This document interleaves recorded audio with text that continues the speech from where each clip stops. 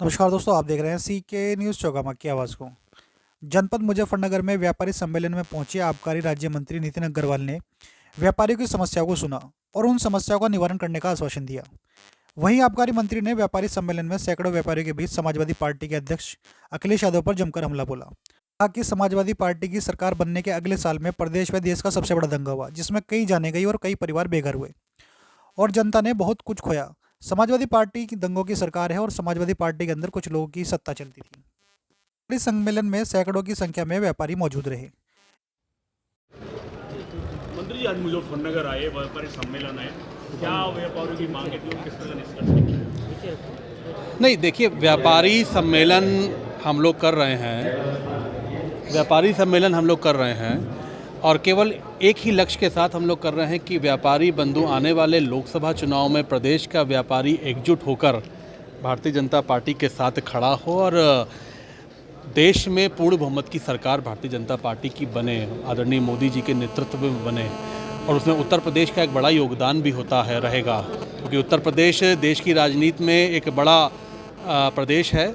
80 लोकसभा की सीटें उत्तर प्रदेश से आती हैं और हम सबका लक्ष्य यही है कि इस बार होने वाले चुनाव में 80 की 80 लोकसभा सीटें भारतीय जनता पार्टी जीत के जाए। मेन मांगे व्यापार की जीएसटी की जो रेट पड़ी थी उसको, टैक्स को लेकर लगातार कई सारी मांगे व्यापारियों की आपके सामने उठाई गई है, शस्त्र लाइसेंस बनवाने की उठाई गई है, तो क्या समझा जाए कि कितनी मांगे उनकी? नहीं, शस्त्र लाइसेंस की जहाँ तक बात है, मैं यहाँ के डीएम से जरूर उनसे बात करूँगा, उनसे कहूँगा कि अगर लोगों को जिनको ज़रूरत है, जो वाकई उनको ज़रूर दिया जाए, उनको उससे वंचित ना किया जाए। और जहाँ तक कि जीएसटी की बात है, उस पर देखिए शुरुआत में कुछ हुआ था, कुछ अफसर आए थे, लेकिन उसे जब माननीय मुख्यमंत्री जी की जानकारी में डाला गया तो उसे तुरंत रोका गया। और मैं आश्वस्त करना चाहता हूँ कि हमारी सरकार में किसी भी तरीके का कोई भी व्यापारी का उत्पीड़न नहीं होने पाएगा, ये मैं आश्वस्त करना चाहता हूँ। 2024 के चुनाव किस तरह देखते हैं? 2024 का चुनाव है, मैं समझता हूँ कि जो विपक्षी पार्टियाँ हैं, जनता के सामने उनके पास जाने का कोई मुद्दा नहीं है। और जैसा कि मैंने कहा कि क्योंकि 2024 का चुनाव देश का प्रधानमंत्री चुनने का चुनाव है, तो आज देश की जनता और प्रदेश की जनता, अगर प्रधानमंत्री की हम बात करें तो केवल आदरणीय नरेंद्र मोदी जी के चेहरे को देखती है। और मुझे पूर्ण विश्वास है कि जैसा माहौल मैं देख रहा हूँ, 2024 में सरकार तो हमारी बनेगी ही, और वो भी पूर्ण बहुमत की बनेगी। उत्तर प्रदेश सारी की सारी सीटें जीत कर जाएगा। कृष्ण बोलते जी, किस तरह का व्यापार सम्मेलन है ये? आज उत्तर प्रदेश उद्योग व्यापार संगठन में संयुक्त संघर्ष समिति, संयुक्त व्यापार संघ नवीन मंडी के अध्यक्ष जो हमारा प्रतिनिधित्व करते हैं, उसी के साथ साथ जो हमारे कई संगठन हैं हमारे साथ में, जिसका संयुक्त संघर्ष समिति के नाम से हमने उसका मुजफ्फरनगर के अंदर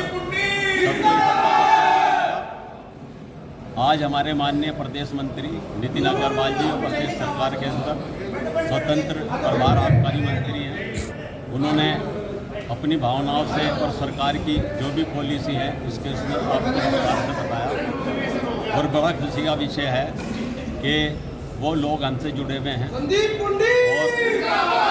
ये सब लोगों की एक आवाज़ बनकर हमारे राकेश त्यागी, सरदार बलविंदर जी, पवन जी और हमारे संजय मिश्रा जी, हम सब लोग एकत्रित होकर व्यापारी की आवाज़, और हमेशा जब भी कभी किसी बात की ज़रूरत पड़ी तो हम सब इकट्ठा होकर व्यापारियों की आवाज़ को हमने लखनऊ तक पहुंचाया। अभी जैसे हाल में जीएसटी के छापे पड़े थे, आपको अवगत होगा कि पूरे बाज़ार बंद पड़े थे, तो उसमें हमने राकेश त्यागी को यहीं पर छोड़ा था व्यापारियों का नेतृत्व करने के लिए कि ये ना कह दें कि ये छोड़कर भाग गए, और दिखलाई भी नहीं दिए। और हम लोग लखनऊ गए थे, मैं गया था, बलविंदर जी गए थे, पवन वर्मा गया था और शिव कुमार सिंगल गए थे। और आज कितना सफल हुआ है आपका व्यापारी सम्मेलन? हमारा सफल तो आप लोग करोगे, आप लोगों ने देखा होगा कितना, क्योंकि ये व्यापारियों का था ना कि पार्टी का।